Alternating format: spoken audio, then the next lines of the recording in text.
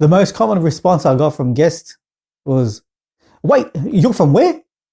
The conversations just kept rolling.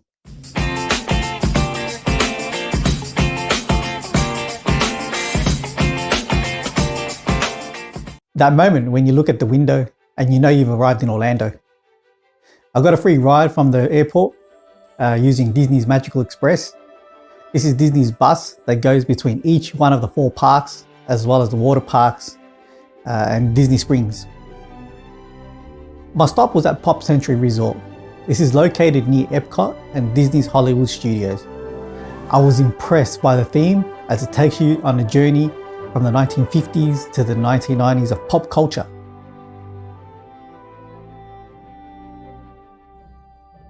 Once I settled in, every cast member has to go through something Disney calls traditions. It's essentially Disney's orientation, which you learn about the essentials of being a Disney employee, and its core values, known as the 4 keys: safety, courtesy, show, and efficiency. At that stage, I was just excited for work experience, working with larger than life characters that you see on TV and peek behind the scenes into the magical world of Disney.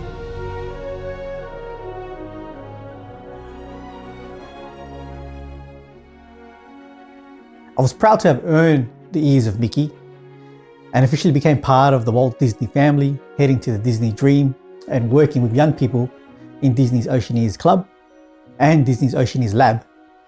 That being said, it does take a while for the red ribbon to come off. As I walked through Castaway Cay, watching the landscape unfold in front of me, I had always wanted to get out of Australia, and I did. From Melbourne to Sydney, Los Angeles to Dallas, Texas, then Orlando, Florida, now Castaway Cay. I arrived in style. I was there for a combination of work and pleasure. Every night going to bed and the sun was already up.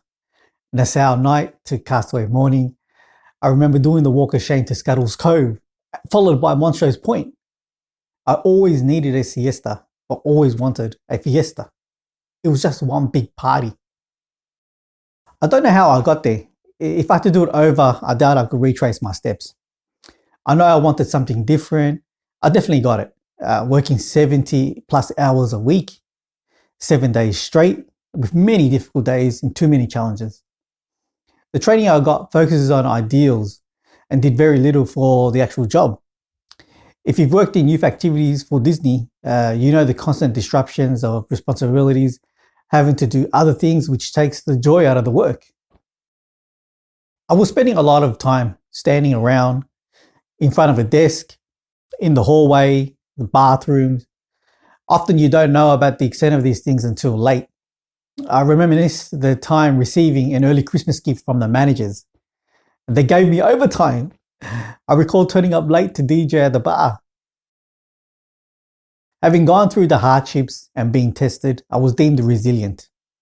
I learned massive amounts about leadership, creativity, networking, and relationship building, and how to manage coming into work full of energy. I had time to ponder whether to return or not. All I thought about was my special privileges and focus on enjoyment. Disneyland, Disney World. I'm the person always looking forward. I chose to do another contract to learn from my mistakes, not to avoid them, but when these mistakes come, I learned how to face it, how to deal with it. I knew very little the first time around. I couldn't believe 95% of my department were all women. I had to come back. The mission was still to create magic moments. The challenge was not to compare myself to other co-workers in hopes of achieving the perfect plan, the most dynamic activities, or the engaging activities. I realized most won't remember the craft we create, how organized we are. All that fancy stuff only entertains them for a while. I had to be clever about it because I wanted to help the new YA arrivals. In every job that must be done, there is an element of fun. From alternating between lab, club, edge, and vibe, this gave me freedom to be creative and discover every guest passing by and know who they are as individuals and explore areas yet to be tapped into. I took the time to listen, stop, ask how they are, how they really were. It's the steady constants of empathy that keeps them connected to us. It's the relationships we build with them. It's the time we invest. It's all the little ways we stop and show concern. It's the love we share with them of life. Humans possess extraordinary resources. I learned many different things. It helped me see the world and think through problems in a different way. I attained more knowledge and skills, but my change in attitude and values made all the difference. I believe excellence is more attained by being available, kind, compassionate, real, and just yourself. Because they'll remember the personal stories you tell them about your life, your home, your pets, your laugh. That's how they remember you. You are the difference in their lives, and it's the human touch that really matters.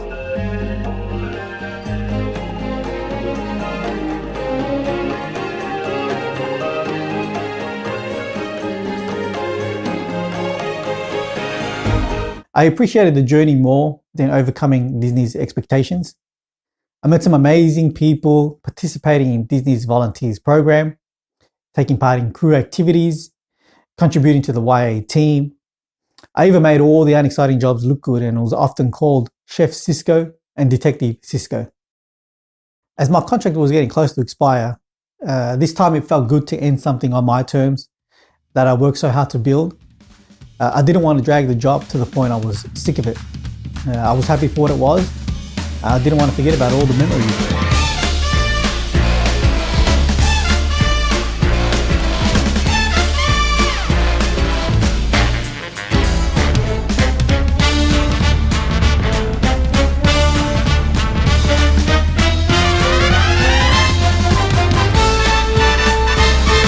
To all past, present cast members, Imagineers and contractors, once a cast member, always a cast member.